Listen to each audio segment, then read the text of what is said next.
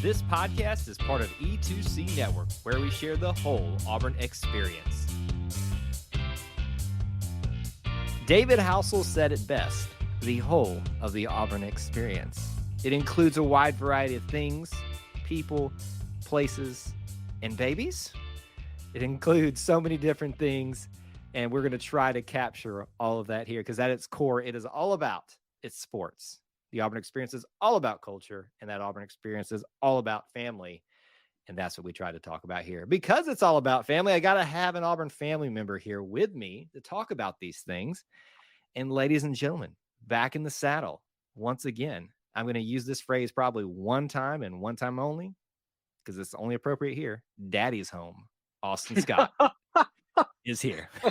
Oh man, yeah. One time only is probably as much as that needs to be used. I'd just like to cue the Bruce Pearl soundbite that I'm back, and so I'm back. And it was a quick 3 weeks and a long 3 weeks, all in one. But it's good to be back. I mentioned this pre-show. Thank you to Clint, Thomas, and AJ for coming on and being with Kyle. In the meantime, they did a fantastic job, and I'm just thankful that we're on episode 32 and this thing didn't crash and burn. The Rudy Johnson episode, by the way. I was wondering if you were going to maintain that coming back through. So I'm happy to see that even during a 3 to 4 week sabbatical there, you have remembered your responsibilities and have kept up with your what you need to know coming into each show here. So let me, again, for those of you that may be listening to it for the first time, like, what are we talking about? Why is, Kyle calling Austin his daddy or things like that? Austin has given birth. He has not given birth. He has helped in the giving of birth of two beautiful twins for him and his wife. And we are just so happy for the two of you guys and have been following your journey a little bit as we can through social media that you guys have shared. So he's been off for the last few weeks. And from our outside perspective looking in, things seem to be going great. And we're going to spend our first segment really diving into that and relating it back to Auburn stuff, because of course, you're an Auburn family. So you're going to have the twins' first moments into this world be about Auburn things. But just give us an update. How are things going with you guys, with the twins? We've missed you, so we want to know. Yeah, Brooks Coley Scott and Barrett Gray Scott are doing great. They came 4 weeks ago tomorrow at 9:33 and 11:04 p.m. And they're doing fantastic. As you mentioned, I did not give birth. My rock star wife Emily gave birth, and she did so phenomenally.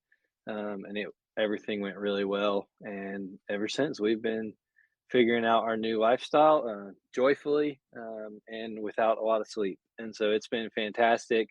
We've gotten to really be around a lot of family and have a lot of family and come by and see them and help us, which we're greatly thankful for. But it has been awesome. It has been everything I could have imagined and more. And I'm so excited for this next era of our life that the Lord has graciously allowed us to and entrusted these little boys with. So they're so fun. They're really hard, and it's really amazing all in one. But we have been around. If you know Emily and I well, we do not like to be staying in one place too long. We do not like to get cooped up. And so we had them on a little walk around downtown Auburn pretty early. We did go to Buc-ee's on opening day with our SUV of a twin stroller, and we just kind of made it happen. But we've been around, and we've really enjoyed it. I never thought that I could really enjoy being around Auburn more than I do, but getting to take them just adds a whole nother level I was not prepared for. So looking forward to more times hanging out with them, more to showing them more sights and sounds. And it's been fantastic so far. We're gonna have to come up with like a mini segment, somehow, like what are the boys experiencing in Auburn for the first time? And I mean, it's a lot. They're not really taking a lot in that they're going to remember right now. But I want to take something you said, and as we already addressed, they're very young right now. They're not going to remember any of this for a while.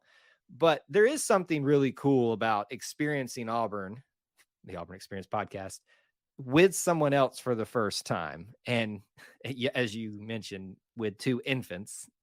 It's kind of a unique thing because you'll Yeah, get to do it all over again when they start realizing the exactly. significance of all these things. But you're getting to take these 2 boys around and show them off in their gear and all that kind of stuff. By the way, we talked about it pre-show. How many Auburn outfits have you already put them in? It's been about 3 weeks, right? So how many times have they been in Oh, Auburn outfit? yeah. I mean, it's impossible to be able to tell. We've had Auburn swaddles out. We've had Auburn footies out. Auburn hats, t-shirts. They're well decked out and definitely look the part going to all our sights and sounds. So, Is there a place in town in Auburn that you would recommend for the baby clothes? Anything off of Auburn oh baby man, clothes? that's a good question. All the stuff at any of the bookstores are always super cute, and they always have your variety of sizes. So I think any of the bookstores is good, and then of course you can always find what you need online. But yeah, downtown bookstores for sure, J and Yeah. M, and even Toomer's Corner. When we took the boys to Toomer's, it was a struggle not to buy more. But at some point you have to say no. Yeah. See, that's the funny thing is you walk into stores as an adult and you're like, I want that. Can I afford it? Or do I need to afford this? But now I've got these 2 little ones that I Yes, want to buy all these little things for. It's like, yes, do they need this other onesie of Aubie on it? Of course. Go along with the other 5 that they have. right. So I I don't know how you're gonna manage it because for me personally, trying to not buy something every time I walk into one of the stores or online or something that's related to Auburn is a struggle unto itself. But Oh hey, yeah. listen, it's for the kids now, right? Who Oh cares? yeah. It's not for me. It's for the children. The It's it children. it is for the children. All right, so you've taken them around town, you've taken the Buc-ees. We're gonna talk actually about Buc-ees in a little bit further because I saved that segment for you because I I know. knew I you and know. I would have some fun with that one. What else have the boys experienced related to Auburn, or anything Yeah. else in general? Well, our first big outing was my wife loves beignets. That is her breakfast delicacy. If she could have it every day, she would. So Mobe Beignets, I was gonna say, I downtown know where you're Auburn. going. Mobe Beignets in downtown Auburn. That was like our first big. We're taking them somewhere. Nice. And so we did with my mother-in-law, and then we said, well, it's a beautiful day as it has been in Auburn the last few weeks. Um, and so we went to Mobe Beignet, got some beignets, got our stroller out. We're doing our thing. We go to Toomer's drugstore. The boys did not have lemonade yet. I had lemonade, but we got the picture with them in with the cup. We got the picture of them right there on the corner with Sanford in the background.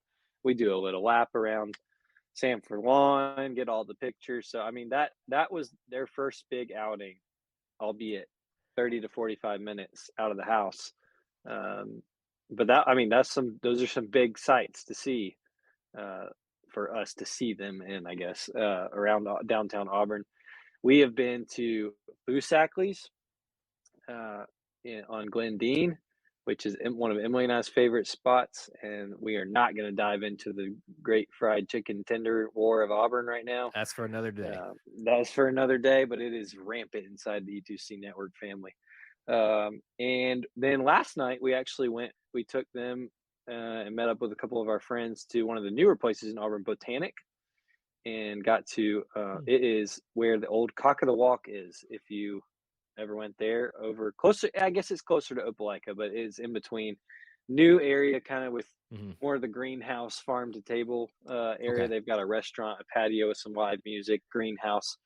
Um, it's been big. It's been bubbling in the Auburn Opelika area, and so that was really great to get them out and kind of nighttime and see the things. But and then, as you mentioned, we did go to opening day of Buc-ee's, which is a new Auburn site. But oh my goodness, has it been a busy one? So literally, you have just taken them on a tour that you would take an adult on around the Auburn Opelika area. Like Yes. here, so in my mind, Austin, this is my ignorance here. I am not a father yet. Hopefully that will be not into the far distant future, but and I don't live in Auburn yet. There's 2 big yets there. Yes. But I, in my mind, pictured you like holed away for 3 weeks, just trying to survive with one. Mm-mm. If it was one, that'd be one thing, but Yeah. 2, boys. I thought you'd be holed away just like watching reruns of, I was going to say last season, but only like the last 4 games of last season or 3 games of last season with Cadillac or something like that, just trying to survive. So, but you guys have been out and around and experiencing Auburn. So Yes. that's really No, I good. mean, there's no way we would have been able to be hold up. I think our sanity would have been lost long gone, long ago. So we it was bold, and sometimes it wasn't always as nice and perfect as we would have liked it, and we had to just cut that trip a little short. But we got it. We've gotten them out, and we've gotten them, kind of moving them into our lifestyle and our routine, and it's been good. They've been champs about it, and not surprised at all. But it's been amazing. Well, this will not be the last time we talk No, about the boys and mention the things that they're seeing for the first time, I'm sure. So there will be plenty of that talk coming up in future episodes. We'll get into it. And like I said, we'll just have to have like a mini segment about it. I don't know. I guess we'll call it Daddy's Home or something like that, just to keep the tradition going. Let's talk a little bit more high level topics here. Some things that we more kind of get into traditionally when we don't have big news, such as Austin being a father.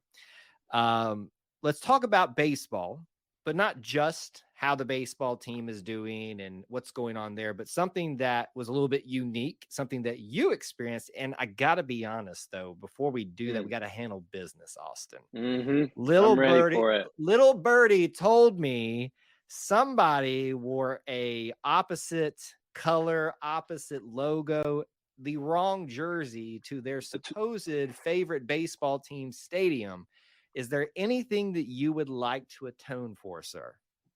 First off, when you said little birdie, did you even were you using that as Twitter? Because I that would didn't, have been and very I should have just that said would have I been was. very clever. You should have. Yes, it's true. For the very first time in my entire life, have I worn the logo of an opponent to an Auburn athletics event this past or no, time runs together. Was it this past Tuesday? Yes, that would be this past Tuesday. Yeah, Uh, Look, don't you blame got me. you got Oh, excuses. thank you, thank you. I just want to make sure that that's not held against me. This past Tuesday, the Samford Bulldogs came to Plainsman Park, and my cousin is the starting center fielder for the Samford Bulldogs. And I've always said that if he comes to town, I will wear Samford gear if he's starting and playing. And he was. Now, I had my brand new Auburn Frank Thomas hat on as well, and I got many a looks and many a questions. But Aaron Walton, my first cousin, was the freshman starting center fielder for the Sanford Bulldogs in Plainsman Park. Had a rough day, 2 ground into double plays and a strikeout, and Auburn got the win. So weird feeling, but I was glad Auburn won. Sad he had a rough day, but it was weird. It was really weird wearing other team's logo at an Auburn event. And I don't think it'll happen very often, unless I have other family members that become D1 athletes, which I don't think are on the horizon. And the only exception I have is we're just not gonna wear that other school. Yes. I don't care if you're the starting quarterback. It's just not happening. Listen, that is the day that you and I cease this podcast. If I ever, I don't care if you lost a bet, if I catch you in any shade of Never, crimson, never. we're done. Over with. So that was one cool element of that, or just interesting thing that I just wanted to make sure we handled the business of before we moved on. Yes. Not only were the Bulldogs in town, Mm. but literally the dogs were in town because beyond this Sanford game, and listen, there's moments where you look at somebody in the marketing position somewhere in Auburn, you go, I see what you did there. The Bulldogs come to town, it's Bark in the Park night. And you got to experience that. I'm sure a little bit. Were the kids there that night? Were the boys there that night at this game? No. This was just me. Emily let me go for half the game to see Aaron play. But yes, it was Bark in the Park, and for the first time, I participated in. I think I've been to a game when it was Bark in the Park before, but had not brought my canine companion with me, and I did this time. I brought Harper, our 4-year-old golden retriever, with me to Bark in the Park, and she did phenomenal. I was very impressed and a little nervous going into it, but she did great. There were tons of dogs there. I heard on the radio broadcast Andy Burcham give, and I don't know how they got this number. Well, you did have to enter with a waiver, so I Yeah, guess they just counted up the waivers. 191 dogs it's a were at lot of Plungeman Park. canines. A lot of canines and from all sizes and all voice levels. But it was interesting. Not it wasn't as chaotic as I thought it was going to be, but it was very interesting to be around that many animals in a athletics event Well, setting. and you think about it too, the logistics of just managing people, but then you've got to manage animals too. So you Oh yeah, understand why this is like a once a year thing. It's like, okay, look, we got out of this without any big incidents. Well, I'm sure there were some big incidents on the ground, but anything wrong. So we got out of it. Let's just do it one time a year, and great marketing on their part. I will say, from my personal experience, just watching the game from afar, I watched it on TV and listened to the radio at times, and I would hear a dog every once in a while, and when they would scan, you'd see them and stuff like that. But I sure. didn't really notice that much of a difference. There was one time that I was like, "What's that barking? Is a Georgia fan in town or something like Yeah. that?" I mean, only grown adults that bark are Georgia, because Sanford people don't really do that, to my knowledge. Do they bark at Not all? not that I'm aware of. What I think we've mentioned I worked there for a year. I never witnessed that. I think Yeah. they held themselves to a little bit higher standard. But I've never witnessed that in person. But there were some outspoken dogs there for sure that I'm sure caught the mics on the radio and TV Outs broadcasts. Outspoken is certainly one way of saying it. So, would you give any any expectations, advice, whatever, to someone that's coming to a Bark in the Park, whether it's at Auburn baseball or softball, or if I don't know if they do it at any other athletic events, anything to expect that you experienced? Not really. We had. I'm trying to think. I was sitting next to my father, and then there were people in their normal season ticket seats around us that did not bring their dogs. But uh, I mean, it was certainly congested. But I don't think anyone had any really issues being around. And it was a midweek game, so if we're being honest, there was plenty of seats if you wanted to move away from an animal.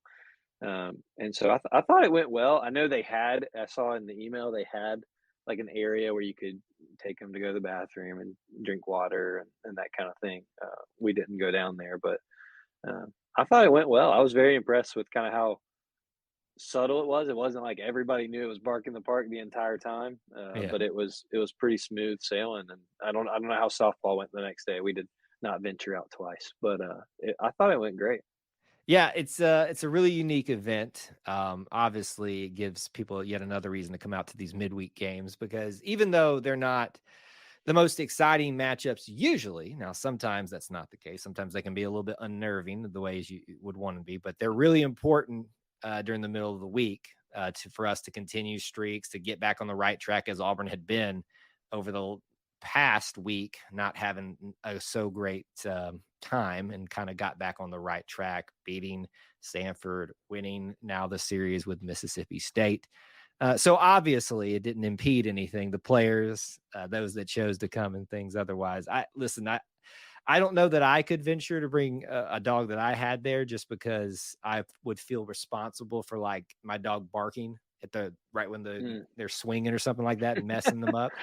And, I also would feel ashamed if I was you wearing the opposite colors coming to the baseball game, but that is what it is at this point. It is what it is. I was glad to see Aaron and glad to see him get to play D1 baseball. That was super cool. But it was a weird feeling. I cannot lie. Can I ask, how old is Aaron, you said? Aaron is this is his freshman year. Yeah. Any chance Aaron, Well, I mean, it I was know the you got to be Sanford to careful when you Auburn. talk. You got to be careful when you Actually, talk about these things. you do, and I actually spoke with our friend Clint at the game. He came and we talked there, and I was very obvious about my shirt, and so he noticed. And but we did discuss. I mean, there's a recent Sanford to Auburn baseball pipeline That's why I'm asking. that has been, and so one can hope. One can hope. Then you could actually wear the correct jersey, the i correct shirt happily, to happily. now. That's going to present a conundrum, like we dressed, if he ends up going to the other school coming to Auburn. Yeah. Oh, I'm gonna be watching you like a hawk on that day, sir. Holding you to it, showing you this clip, and saying, "Listen, you said it, so hold your end of the bargain. Do not wear that shirt." No. But regardless, baseball right now is obviously in a better swing, and Bark in the Park in some ways contribute to that. So as long as it results in Auburn winning, I don't care. Let's have more Bark in the Park. Just none of the That's right. incidents we talked about. The cleanup Yeah, incidents. we don't want to make anything more difficult for our cleanup crews. Yeah, More sticky or stinky. the only crappy situations we want are for the other team, but we'll leave that at that. We could do this for a long time. I could keep going if you want me to, I but know. I'll stop. All right, let's talk about our last topic tonight. We're going to move away from athletics specifically, but we'll find a way to work it back in there somehow. The big B word. Again, I'm going to use the pun one more time, not babies. We already talked about that. We're talking about the Beaver. Buc-ee Beaver has arrived in Auburn. I have been waiting about 2 weeks to talk about this with you since it's happened. Now, if you've been at E2C Network on social media, if you've been here on YouTube, home base, and seen that we put out some video, that got another video about that coming out too, and maybe even something else coming out down the line. We'll see. I told you, I warned people, we are about to be overloaded with Buc-ee Beaver on this channel, on this network. I'm probably to a fault. I probably need to back off a little bit. But since you and I are back together, and since your two children now have gone there, let's talk about Buc-ee's. People have seen some of my experiences, so I'd like you to open up and just talk about having that in Auburn, why it's a big deal. Just what do you think? Oh yeah, I have been to Buc-ee's before this Auburn one came a couple weeks ago. I think I'd been maybe just twice, to one near the beach, and that's probably the only one. I've probably been there twice. There's one closer to where I grew up, but I haven't been to it yet. Um, the first time I ever went in it, I'd heard about it and heard the things, had very much the opinion of, okay, it's just a gas station. I've been to big truck stops. What are we What's up looking with at this here? cult? Exactly. I mean, how much of an issue we have? Was amazed the first time I went. Couldn't believe there was this much stuff. Couldn't believe there were that many gas pumps, and couldn't believe that there was actually good food that you wanted to have at a Buc-ee's. Couldn't believe So Auburn's next greatest statue would be a beaver the in beaver, there. and so yeah, so we knew what we were getting into when we decided to go on the opening day. Emily and I took our boys on the opening day to Buc-ee's. By God's great divine intervention, there was a parking spot that opened up as right by the front of the door, and so it was an easy move in. People everywhere, but we looked around all the clothes, all the toys, all the everything, got the full experience. We ended up getting Emily got the club sandwich, I That think is what it's called. winner, not chicken dinner, but winner whatever. She picked the Amazing. best thing. I told you it's the best thing. I was amazed. I had one bite of hers because that's all there was going to be, and I had a chopped brisket sandwich. That's good too. It was very good. That club though everybody always talks about that brisket sandwich, but that club is different. It is. And look, we can keep it underrated as long as they keep it stocked. I'm not gonna tell you the dollar amount we spent, Kyle, but it's embarrassing. But we got some beef jerky, which I love the Buc-ee's beef jerky. We got beaver Yep. chips, the baked chips. We did not get the beaver nuggets this time. Emily likes the beaver nugget. They were giving out free samples though, so you can bet we took some. Yep. And I think we got something to drink. But I mean, it was fantastic. I love that it's here. Emily and I have both talked. I'm not sure how often we're going to be going over that way. It's about 10 minutes from where I live, and not really on the way to anything unless I'm going toward Montgomery. But I mean, it's just going to do great. I can't imagine. It's going to do amazing. I brought up so many times, sir. I cannot imagine how much money they made on that first day. But once we hit football season, Oh my Kyle, gosh. it's just printing money. It's So just printing. this is one of the things that I spent all day there basically. Literally, you and I missed each other probably by 30 minutes. I'm Golly. kind of sad I didn't text you, but I was trying to give you your space that you needed during You initial. probably didn't think that I would be crazy enough to take my, let's see, week-old twins to Buc-ee, so Austin, I fair know enough. you better than that. I know you're that crazy. But anyway, I'm glad you went because it was a sight to behold. I was there from opening moments. I was about number 15 in line, something like that. Got a free throw blanket. Mm, Jessica loves that now. Let me just disclaimer. I like Buc-ee's. I'm so happy it's part of Auburn. That's why we're talking about here.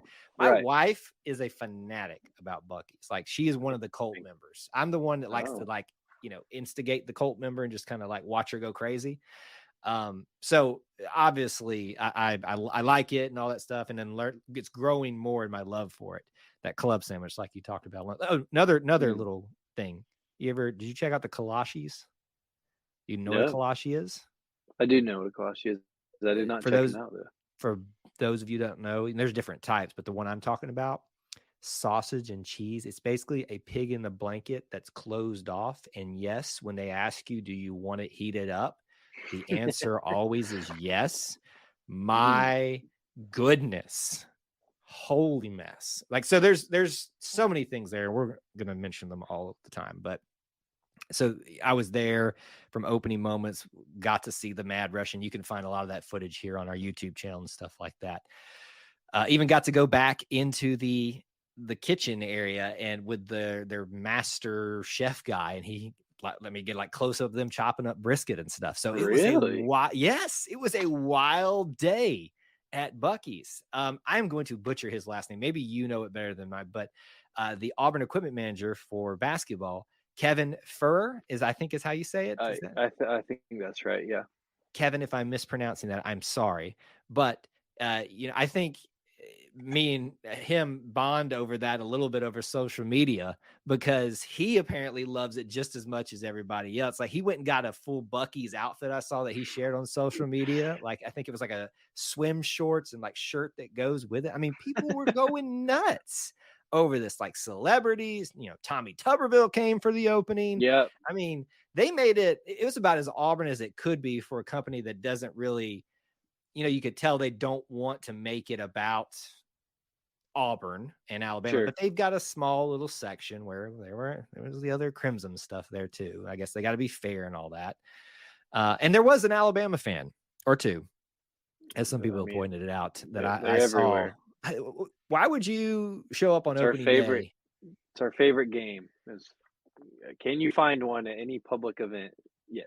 Yes, you Yeah, can. it's just like why why are you here? Like we're not gonna like not let you come in or anything like that, but just why? It just doesn't make sense, Mm. especially on a significant day like that. Anyway, it doesn't matter. I had an incredible experience. I was overwhelmed with the response and the amount of people that were coming in and out. Went to the opening ceremony, all that kind of stuff. Yeah, it was just nuts. Now, I think we had started talking about this point. And let's bring it back to this and why it's important for sports and things like that. You mentioned opening just football season, but imagine opening weekend for Auburn football, a mere do math real quick, Kyle. Almost a little over 3 months away, 4 months away. Can you imagine what they're gonna do in food sales? Yeah, let's throw gas sales and food sales out because that's a given.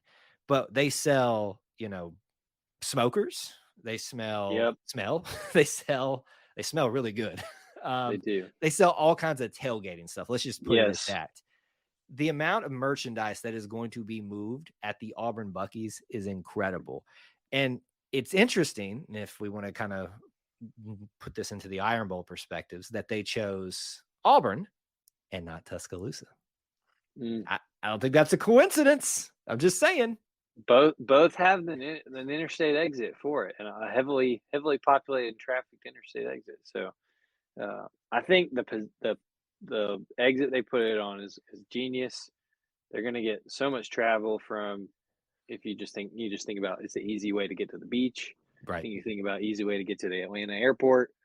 Um, but I mean, my goodness, like you said, opening weekend, the first game of Auburn football, there's going to be people just traveling in general, right? And coming that way for the game. But everybody knows it's there too. And people, and by this point, like you said, it's gonna be 4 months of people hearing about the Buc-ee's in Auburn. I mean, from the minute they open on that Friday till they close on which do they close? They don't close, do they? They do not close. No. So, Friday at 4 in the morning all the way until I always wonder how long people stay in Auburn because I see the RVs pull out like Tuesday and they're back again Thursday. I'm like, Right. I didn't. What degree got you that job? Because I I want wasn't it. in the right one.